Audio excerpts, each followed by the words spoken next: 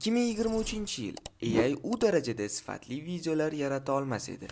Odamlar uni asosan memlar yoki kulgili videolar qilish uchun ishlatishardi. Ammo 2025-yilga kelib hammasi o'zgardi.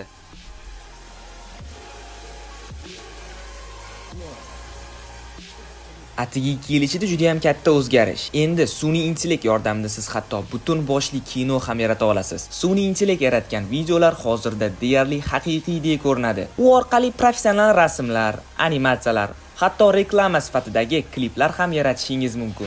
Assalomu alaykum, men ismim Bobur. Bugun sizlar bilan hozirda internetda juda katta shov-shuv bo'layotgan mana bunaqa qiziqarli rasmlarni AI yordamida juda tez va oson yaratish yo'llarini ko'rsataman. Birinchisiga mana bu sevgan qizini portretiga qarab siqilayotgan yigit trendi. Bilaman, ichimizda sevgidan kuyganlar ko'p. Shuning uchun bu rasmni sizlar bilan tayyorlab ko'ramiz. Syntax AI saytiga kirib ro'yxatdan o'tamiz. Bu yerdan Nano bananani tanlaymiz. Birinchi bo'lib qiz bolani rasmi va o'zingizning rasmingizni yuklaysiz va siz hozirda ekranni ko'rib turgan promptingizni yozasiz va tayyor.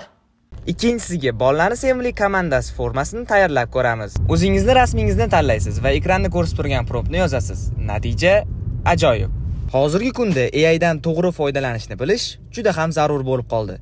Chunki eshitgan bo'lsangiz kerak, AI ko'plab kasblarni egallab olyapti. Masalan, motion dizaynerlarga hozirda deyarli ish qolmayapti. Chunki sun'iy intellekt yordamida dizaynlar juda tez va juda arzonga yaratiladi. Gapni isboti uchun, mayli, hozir bitta misol ko'ramiz. Flash energetik tosh orasidan chiqib kelsin va ajoyib animatsiya bo'lsin.